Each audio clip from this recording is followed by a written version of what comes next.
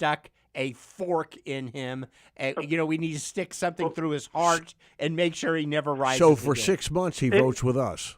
Yeah, he's been voting with you for the last 3 years, Eric. No. Yes, he is a Republican in Congress, has been voting for the Democrats. He's the first vote off the top of the stack that generally happens for Speaker Johnson.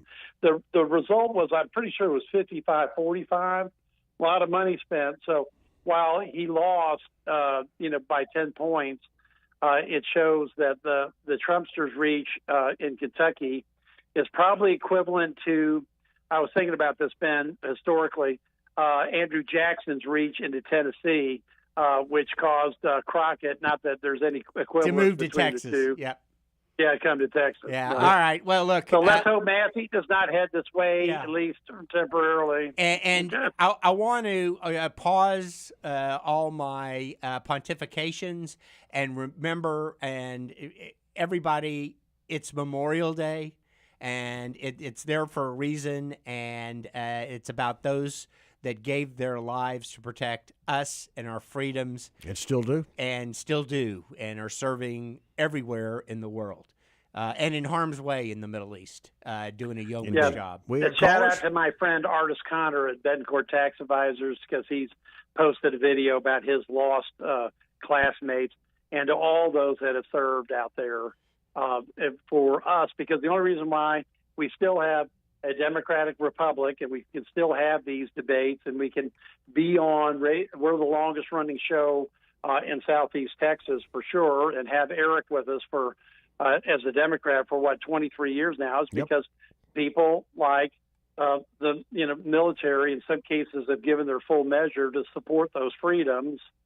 And that's what, Memorial Day is all about. That's right. Memory of the fallen. All right. Now, without further ado, let's go to the phones. JT, you're on. Appreciate you holding. Sorry about that, but go ahead and say your piece. Let's get him on, Jack. Make sure I don't cut him off. No. All right, JT, you there? No. Yeah, no. Good to hear the show, man. I tune in every week. This is the first time I've ever called. Thank you. I was going to do a. Normally, it's not that hard, Normally, it's not that hard, JT. But we really appreciate you hanging in there. So go ahead. Okay. Well, I was going to do a shout out to each of you, but I'm going to reverse it now. after Judge Endell. Yeah. So, Judge, I'm sure you're upset about Tulsi Gabbard stepping down because she's good looking. We know you like good looking. Yeah. Thank and you. then of course, yeah. And Give then this man a ringing bell. I'm watching Fox Business, and it just showed AOC, who I know you like. Yes, I do. Holding up a mason jar of dirty water in some congressional hearing today. I don't know what that was about, but anyway. She probably doesn't either, JT. Now, look, JT. Yeah, you're right. JT, you're right. I'm very shallow about this. Yes, I would love to go out with AOC. He's nonpartisan. Oh, yeah, but that's I know, correct. I I mean, know. it doesn't, like who was the former that got fired, the ICE lady, what was her name, but had her own plane? Yeah. The governor of Yeah. No, Know me. In a second. Yes. Oh, yeah. And when she asked me, are you a Republican? Oh, yeah, I am, lifelong. Well, of course. He falls in love once a I am week. starting right now. Yes. No. Anyway, Senator Betancourt, you're my senator. Love you. I use your service, but I want to fire you. I want you to get rid of property tax so I can fire your firm. And then Ben, I love double-edged sword. Ben, Senator. I love seeing you occasionally on What's Your Point. Could you not replace full-time Bill King? That's not my call, and Bill's a good guy, and I think he fills that moderate role. So, I'm sort of on the far conservative side.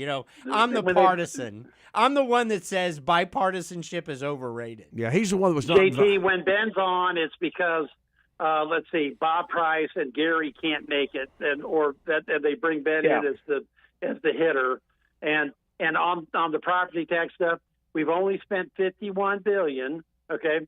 And we've got $86 billion each year to go. So that's why that's a hard number to get. But it sounds like, are you over 65 yet, JT, or not? No, not yet. Not yet. Yeah, but by the way, good. it's How over. about 55. By the Yeah, way, about 55. JT, it's overrated. Yeah. Don't hurry. Pay your taxes. Pay the taxes. Don't trade JT, the years. It's overrated when you're 80. Okay, whatever. Judge, I'm paying my taxes. Yes, I know. Hey, real quick, guys. Like I said, Paul is my state senator. I voted for John Bonk, hoping he's my next congressman. I voted for Kim Paxton. What do you think Cornyn supporters are going to fall in line after? Okay, now this Here's is the question. JT, Well, it's a great question, and it's important. Regardless what Yeah, happens. JT, if Cornyn let wins, me give you the math because let me skip ahead because we're running out of time, and I'd love for you to call back because this is a great question. Mathematically, by polling, we know that 10% of the Cornyn supporters were saying they weren't going to. I mean, 10% of the Paxton supporters were saying they weren't going to vote for Cornyn, but a whopping 25% of the Cornyn voters were not going to vote for Paxton. So that's the big hill to climb that Ken's got to do, and we're going to be probably talking to him next week because with the Trumpster endorsement, that race is probably over at this point. But that's a great question. It proves you've been listening to Appointment Radio. So have a great weekend. thank you. Real quick. Yeah. Real quick. I voted for Paxton. If Cornyn wins, I'm behind him 100%. Tallarico is, writing Judge and JT, you're right on. That's my guy. He's my Pat. guy. That's the right answer, JT, and vice versa. Hey, we got to appreciate you calling us. All right. Thank you, guys. Let's take one more Great call. to hear Frank, I know you've been on a long time. Frank, appreciate you holding. Thanks for joining us on the Voice of Texas. Go ahead, Frank. Yeah, I just want to say I want to direct this to Judge Andell. You there? Yeah, I he's here. am. Daydreaming about night things, huh? No. On Camp Yes, Angelica, Eric is, but go ahead, John. Go ahead. No, good. On Camp Angelica, it's not. If it floods, it's going to be the flood of Noah. Because I have a lake house out there in Glen Haven Estates, and I'm 30 feet from the water, and they are the barracks are on top of the about the same height as mine. So if it goes 10 feet above the dock, above the bulkhead, it's gonna take out the dam. So you don't have anything to worry about. If it goes Angelica. 10 feet above that, I know where you're at. Yes, it'll be spilling over the dam, and then it's going to be, quite frankly, somebody else's problem because I've already been washed downstream at that point in time. But even I know. they only renewed 8 camps, so they only renewed 8 camps from what I read. That may be a false number, but only 8 camps got certified. I don't know. I don't know. Yeah, but Camp No, Angelica. Ben, again, Eric, you repeated that twice. That was the initial. There are, now that the extra IT backup that's for land has been negotiated out, all those camps will be brought back up to speed. So don't keep repeating that number. I'm not, in the because rearview but mirror. next week is camp season. That's what I was Yes, wondering. but I know. Right, but they've had a settlement in that suit, and all that stuff is going full blast right Good. now. Well, and good. let's leave it with this. We got 6 of those sirens running. That's my bill, Senate Bill 3. You go to Vote Betancourt and catch up on those flood warning signing systems. 6 of them are in the western Guadalupe with, roughly 6.6 mile circumference at this point in time. Hey, Ben, take another call. We got to go to our next guest because I think we're blowing past our break. We are. Let's take a break, and when we come back, we'll be joined by the second candidate in Texas Congressional 38, Shelley De Zavalis. She'll be joining us in a minute, so you can join the conversation, 281-558-5738. Pound KSEV for our Verizon callers, KSEV.com on Twitter, on Facebook, on YouTube, and on Rumble if you want to watch the show live. And we'll be right back on the Three Amigos.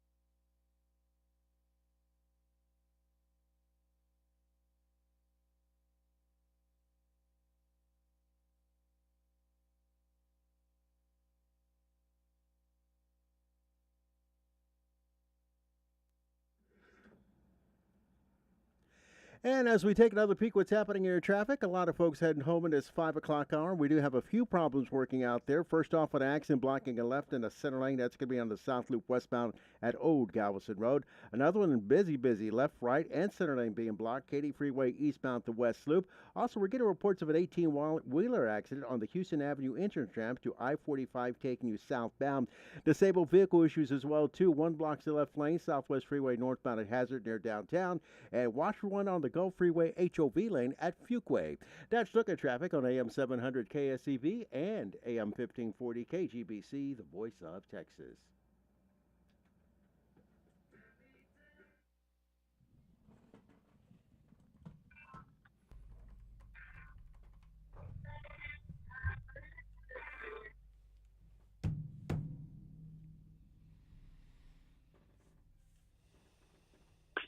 Yeah, you've got the tax minute with the three amigos here on the Voice of Texas. Got the judge, got the soul man, and we've got the former vice chairman of the Harris County Republican Party, now candidate for Congressional 38, Shelley DeVal. So, hey, Shelley, how are you?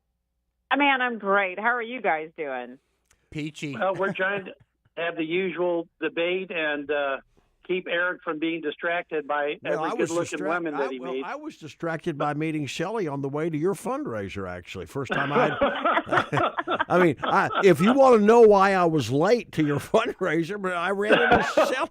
Why would I go to your fundraiser if I can talk with this wonderful woman? So there you go. Well, thank you, Judge. That was so kind of you. It was a great. You remember that conversation? Yes, There you go. Yes, sir. You had just gotten out of your car, and we were walking different directions. And I remember that. And that's true in many ways, Shelley. Hey, Shelley. Ben Strusian, thanks for joining us on the Voice of Texas. Look, you've been talking to voters in this congressional district for a long time. What's at the top of their minds, and what do they want to see done by Republicans who hopefully will have a majority next year?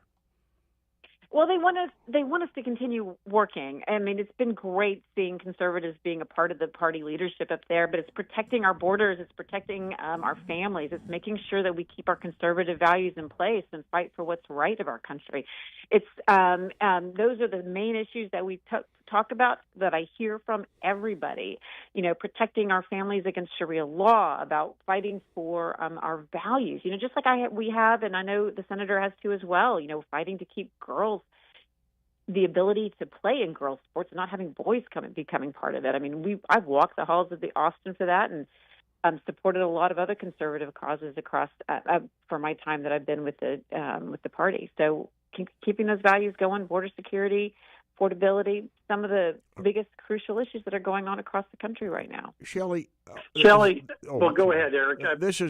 But are the constituents angry at some level about cost of gas? I mean, is there some underlying anger at Washington, even in your party? And will they take it out on Republicans? That's what I haven't heard yet. It doesn't make sense that you haven't come across in your own party.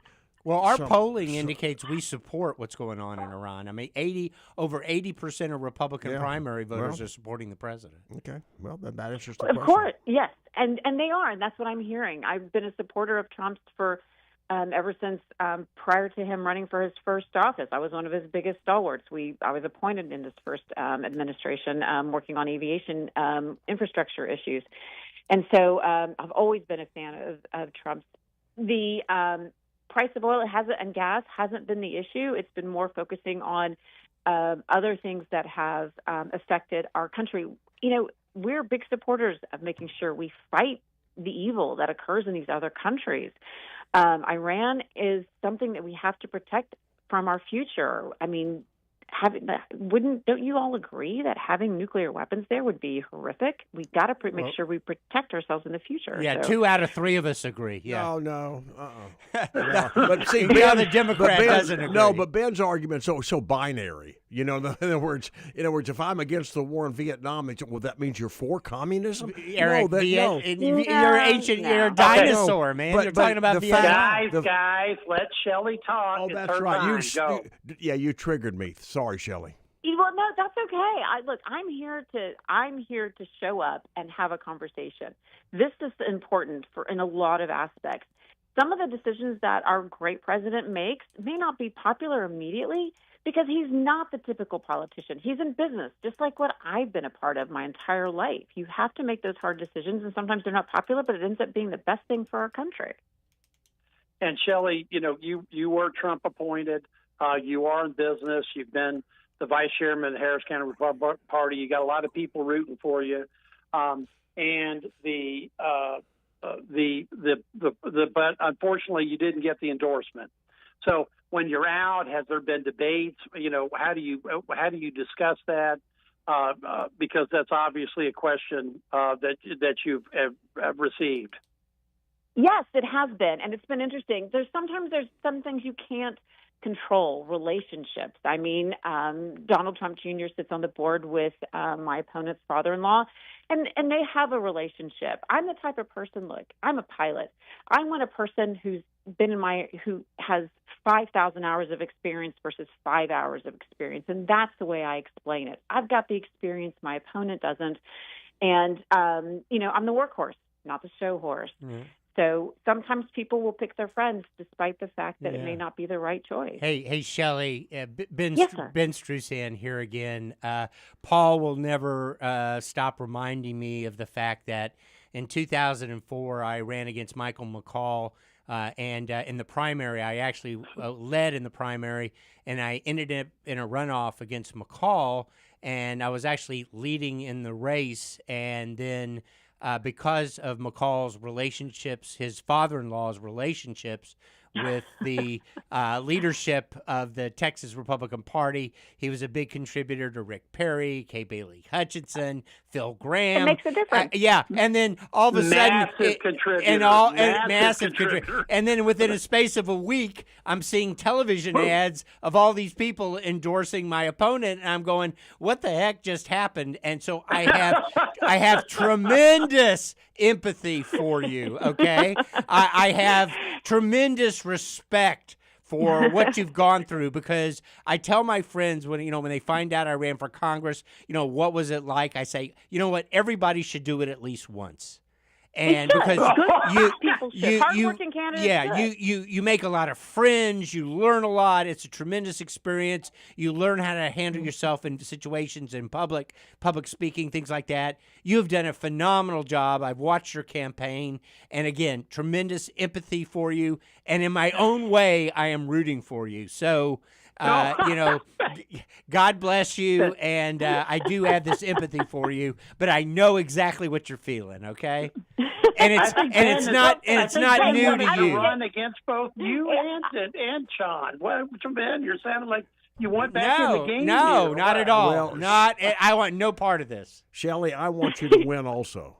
Thank you very much. We're on our way. We have closed the gap. We got 6 of the former 10 candidates. Actually 8. Wonderful. 6 of the former 8 candidates have endorsed me, and I think that says a lot about my candidacy, about the respect that we have, that we've all worked together. I mean, it's great. I have met such amazing people here, and these are friendships and people that are the conservative folks that we need to make sure get into office and that work hard. You guys have known me. I mean, I know the senator has, and Eric, Judge too. I don't know you as well, Ben, but you've seen me be around. I'm not leaving. Look, the Republican Party has got to step up in October in November. We've got a lot of things going on, and we got to make sure no matter what happens that we're here for the party, standing up for what's right, standing up for our values, standing up for everything that we believed in our individualism, our constitutionalism. So I'm a fighter. Look, I've dealt with engine failure. I've dealt with a lot of things in my life. It's not over till 7 p.m. on Tuesday evening. And Shelley, what's the voting turnout in your particular district? Can you break it down? Has it been small, very small? It's about 40% of the 71,000 votes in Harris County, Judge, that are voted in the Republican primary as of yesterday. And Shelley, yeah, I agree, because look, somebody's going to end up first, somebody's going to have second. Ben unfortunately ended up second twice, which is tough on the pocketbook. But he is still out swinging. I did ask John in the last hour about a cease and desist letter. I have no idea if it was at what group it was at, because I'm very concerned about the tenor of these campaigns. I don't think you don't live in Stan Standard's district, do you, or that he's running for? No, sir. But that has been just an absolute blizzard of totally unfabricated mailers, just to the point where Steve Tote and I have had to intervene and tell the folks up there to ignore the opposition. Very disappointed in that. So, what say you about all the negative campaigning, and really how does the Republican Party go forward from here? It's nothing that has been said is not something that's already been in public. Everything is public records. One thing about being a candidate that's never been a part of the party, that's never donated to any conservative, never been a part of the never been a precinct chair or part of the state conventions. You don't know really what they're about. They just walked up and said, "Hey, I'm running," and ran from one district to another because they thought it was going to be easy. And in reality, nobody knew who he was. So, nothing's been in there. It's a cease and desist, and people do that to try to scare candidates. Guess what? I'm a little bit older than he is, and I don't get scared that easily. I'm a pilot. I've been around for a long time. It's okay. You and Ed Handy have had engine shutdown, and believe me, he had a twin His engine was a lot shutdown. worse. He had a double shutdown. Yeah, right. Yeah. So, and Ed and I are supporters. It does sharpen the mind, Shelley, to go through the process. How do people get a hold of you and, make your last pitch? You got the last minute. Take it. Man, blessed to be a part of here. Thank you first and foremost for allowing me the opportunity to be here. ShelleyForCongress.com. We have a phone number on there. Shelley D at ShelleyForCongress.com gets me personally. I will respond to emails and phone.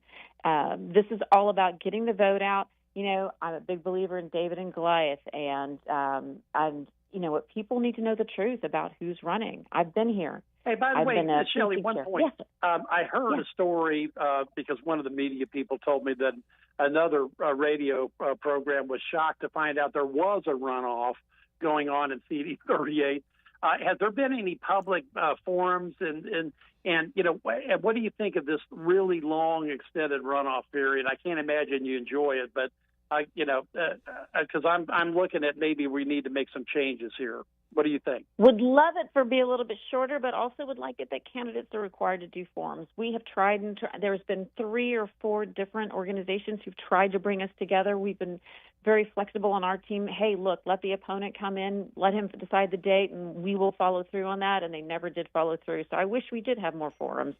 And that same radio show host, I know who you're speaking about, we had reached out to them to try to do an interview as well prior to the one that was even done. So, there's always, you never know the truth. There's always 3 sides to the story, his, hers, and what really happened. Well, we've got about, let's see, what time is it? You got 1 hour and 22 minutes, folks, to get to polls before they close at 7 o'clock today. And then, Shelley, make your pitch for Election Day, and then we're going to let you go. Come out 7 a.m. to 7 p.m. We're going to be at the polls. It's important to come vote. There is a way to make a difference here. We have got to continue to keep our conservative, trusted candidates here. I'm the only one who was appointed by Abbott, the only one appointed by Trump. I have been vetted on the state, local, and national levels. I have never donated to a Democrat PAC or a Democrat candidate, and I am here to work for you. I'm the workhorse, not the show horse. All right, Shelley, appreciate it. Shelley De Zavalis running for Texas Congressional 38. Folks, the election, you have until 7 o'clock on Tuesday afternoon. Shelley, thanks a lot. We really appreciate it. Don't be a stranger. Thank you, guys. So much love to be a part of here. Thank you. Hope our paths cross again, God Shelley. Bless. Thank you. And have an amazing Memorial Day. Thank you. Thank you, everybody, for your armed services, for all they've done. Thanks. All right, folks, we'll be right back on The Voice of Texas. If it's Friday afternoon, you're listening to the Three Amigos on 700 KSEV and 1540 KGBC.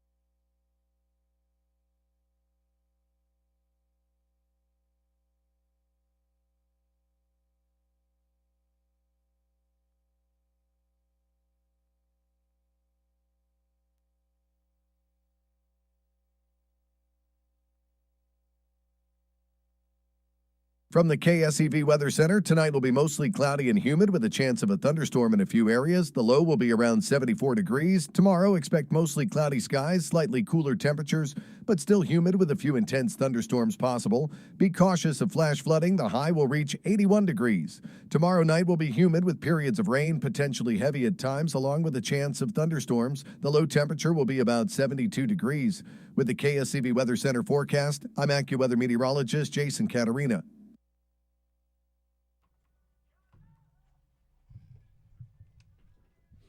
Jackie Wilson. You don't know Jackie Wilson. Well, I know the song. But we passed away in 1984.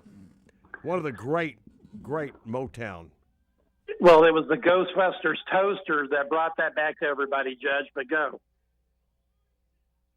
Lonely Teardrops.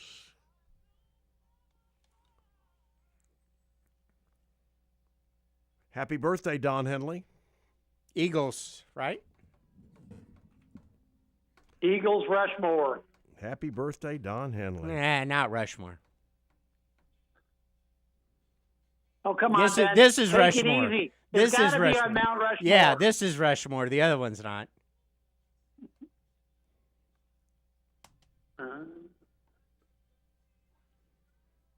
Happy birthday, Bob Dylan. Is it really? Oh, we're rolling. You know, that was a stone. really good Stone. movie. Great That movie. movie was excellent. Bob Dylan.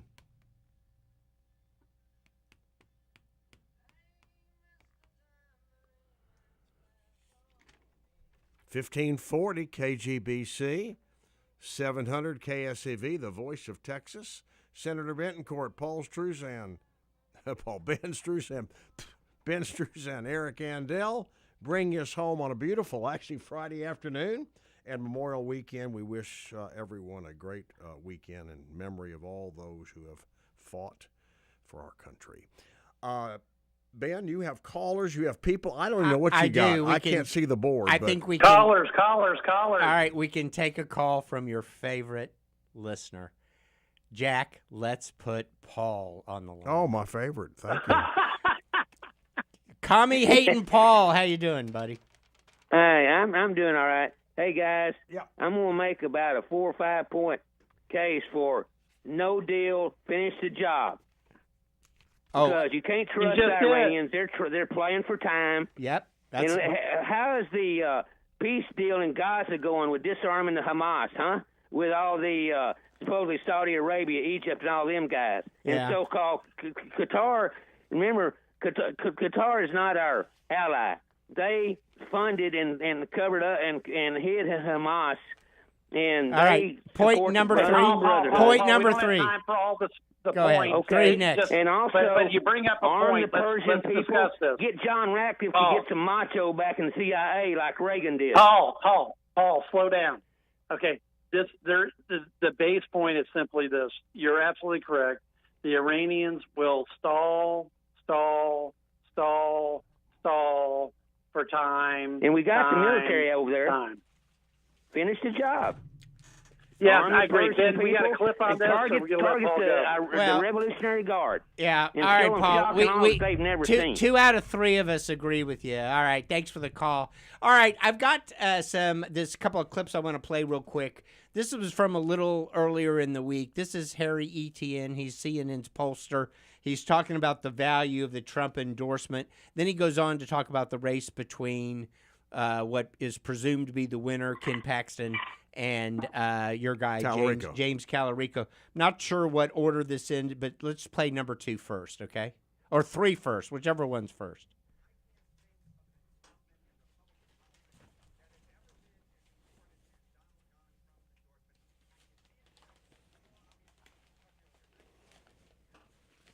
You see it in the Texas polling as well, because just take a look here. Impact of Trump's endorsement, Texas Senate, among Republicans. Look at what you see here. 55% of Republicans say that you would be more likely to vote for the candidate Donald Trump endorses. You see 36% say no impact. Look at this, though. Just 9% say less likely to vote for the candidate that Trump endorses. But overall here, it's just very clear. If you get Trump's endorsement, as Ken Paxton has, then all of a sudden what we should expect to see is Republican voters lining up behind Ken Paxton, which of course is what we've seen in basically every single other contest, including obviously in Kentucky earlier this evening. Yeah, and I saw a flash poll that was out today of the Senate primary, the runoff, and it was about a 20-point Paxton Well, I mean, lead. Cornyn has no chance. I would not think so. Zero. Okay, but he goes on to talk about the general election. And Eric, we'll play this one next. I think it's so important to note that you have one world, one galaxy in which you have the Republican primary electorate, and then you have a completely other galaxy, which is the general electorate. Mm-hmm. And the polling here really tells the story, right? Because even before the endorsement, what you essentially saw here was a very close race, but one in which Ken Paxton was actually favored to win in the runoff over John Cornyn, obviously the incumbent. Paxton was ahead 48% to 45%. Based upon slide number 1, of course, I expect that Paxton's lead is going to climb ever higher. So you see these numbers right here, but then look towards the general election because it is a completely different world. Because you can see it right here. Okay, choice for Texas Senate. You got Tallarico here at 44%. And then look at here, Ken Paxton, a Republican in Texas. Yeah. The best he can do at this point is averaging 40% of the vote. I mean, I was looking at all the polling I could find. This is the best that a Democrat for Senate has been polling since like 2002. That is a very long time ago. When you have to go all the way back since I was in middle school, you know that the Democrat in this particular case is polling well in Texas. Eric, Yeah, that Ben, makes you pretty happy, I would imagine. It does. Well, it does because, look, what he's saying is absolutely correct. We've seen this polling, go 3, 4, 5 points for Tallarico, and he's right. It's been 30-plus years since a Democrat has polled that well. I forget who it was in '94 that polled that well. Paul, let's bring Gary Polland on while we're talking about this. Yeah, sure. Gary, you there? We got you on? I'm here, guys. I'm listening. All right, watch the feedback. Go ahead, Paul. I listened to the comments of the I don't know who it was, but it was very interesting. Harry Etienne, CNN's pollster. Okay, I think he actually does a pretty good job. Yes. But I think he's right. We're going to have a real if Paxton's a nominee, and given the climate we're dealing with, it's going to be a real struggle to pull him over the finish line. It really is. I read something out of Washington this week after Trump's endorsement. They said the total cost of our Senate race may rise to $1 billion for both sides. That they're going to go that crazy. Well, so, I think we've already said about and I have to disagree with you all. All three of you, I guess. I don't think the race is over. It depends who turns out and votes. I don't care what the polls say. It depends who shows up and votes. Can Cornyn win? Gary, Cornyn's campaign says they've identified enough voters that are there's already pro-Cornyn been that about they show up 200 million, and at win. least, maybe $4 $4 billion shows spent up. on this race. That's it. And I think his polling is correct. The real problem is, I want to say 24 to 25% of Cornyn voters, by polling, say they will not vote for Paxton in the fall. I think it's interesting, Paul, Ben. I think what you're talking about there is I don't think another they're number, 9%. But I don't think they're going to vote. Well, they're not listening to Trump on an endorsement. Okay, guys, time out. All right, first of all, Gary, I need you to get off speaker because we're getting too much feedback. And Gary and Paul, I'm going to call on you because you're both talking at the same time and nobody can hear anything you're saying. So let's go to Paul first and let him repeat what he said. Okay, here's the problem.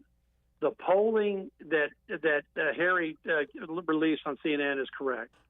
There is one stat that he didn't use, which is about 25% of the Cornyn voters say they will not vote for Paxton in the fall. The reverse is only about 10% of Paxton voters saying they won't vote for Cornyn. Now, his comment about 55% of the Republican Party says, yes, that Trump endorsement makes a difference. Gary, that's correct, because that is exactly the result in Kentucky with Massey. It was 55% for Trump's guy and only 45% for Massey. So, so the polling is there. So Trump has basically put his thumb on the scales. Very unlikely that Cornyn can win. Anything's possible. You're right, Gary. It's a low turnout, but the odds are very much stacked against it. Gary. Yeah, Gary, go ahead now. Okay, so Cornyn's campaign says they've identified enough pro-Cornyn voters. If they turn out, he wins. The big question is who votes. But the bigger problem is this. I don't know that Ken Paxton is savable. I mean, we're fortunate that the Democrats are running a crazy communist. I mean, it's just bad. I mean, and I'd run the social issues race campaign that always works for us, and then maybe we can pull him over. He's not been a great fundraiser. I'm talking about Paxton. I mean, there's an enormous amount of money, and what may happen is they may decide nationally, screw this. We're not going to invest $250 million in Texas because we can win in Michigan where they're going to run, some Islamo-fascist, or we can win in another state where we have a better candidate than Ken Paxton. Ken Paxton as a Senate candidate reminds me of what we did when we had the Tea Party candidates, like the lady who ran in Delaware and said she wasn't a witch. I mean, and just crazy stuff. I mean, the governor candidate in Pennsylvania Gary, sounded like point Clayton here. Williams. Okay, one point here is this. He does bring up a point that now the Senate is kind of in revolt. They've left. The guys that control that money are mostly Thune and Cornyn and that crew. Yep. And they, at some point, will make a decision based upon, what's the main race with how far is Susan Collins behind. The fact that Tom Tillis's replacement is down by 11 points in North Carolina. What's going on in Ohio? What's going on in Texas? And so there is a lot of that money action out there, because there is not an inexhaustible source of cash. And Paul, there's 8 seats that are in tweeners, really, based on the polling. Right. And Democrats would have to win 6 out of 8 because we have the tiebreaker. So a huge lift for them. But yeah, still that possible. is, but still possible. And we're losing in Alaska, I might add. Oh, that's terrible. Yeah. So I don't know, Gary, that I'd run a social issue campaign in Texas. I don't necessarily think that. I mean, you can use it, but I think you got to address inflation, the gas price, cost of living, what your plan is for getting it down. And even if you have to put some wedge space between what the Trumpster's doing and yourself, you got to get it done that way. I'm not sure you can go after Tallarico, but there's a block in here somewhere. Might be the Hispanic vote down in the valley that's going to make a difference. Well, not going for Cornyn. We'll see what happens if they go for Paxton. All right, folks, we'll be right back in a minute on the Three Amigos. Don't you go anywhere. We'll close out the show.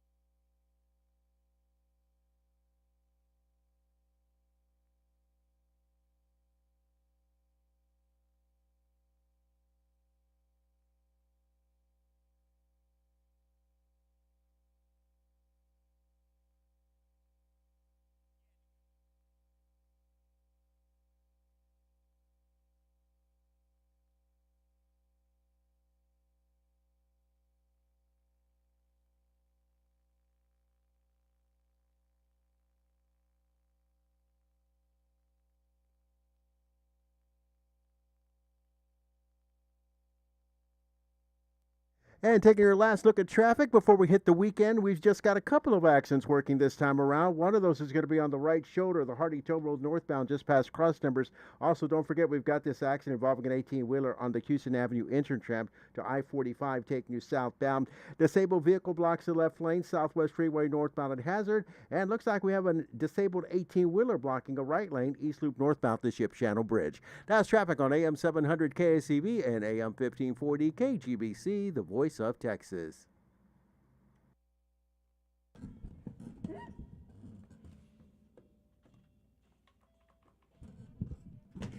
And welcome back to the Voice of Texas. Thanks for joining us on a Friday drive home afternoon with the three amigos. Then the Soul Man, the Strew with a View, Strewsan on the right. You got Taxman. Well, he had to go to his meeting with the White House strategy guy. And we have the liberal lefty judge, Eric Andel. Let's get Gary Polland in for the end of the show here. Gary, can you hear me? We get Gary in. All right. We're going to have him any second. Let's cut the music, Jack, and get Gary in. All right. And let's not forget it's Memorial Day. Correct. It's about all the people that served. And thank you very much for your service. And let's not forget those that gave the last full measure. Gary, what are you doing this weekend? Or not. Eric, what are you doing this weekend? I've got some Little League activities. That's and right. some theater. I'm going to theater this weekend. I've got some outdoor barbecue and some golf. And next Friday's going to be a heck of a review show. It is, boy. I mean. We should have put some spreads down. I'm going to take Paxton by 8. How about you? I would say that's about right. Maybe All right. I'll go under. I'll go under You'll just go under because. the 8? Yeah, just because. All right.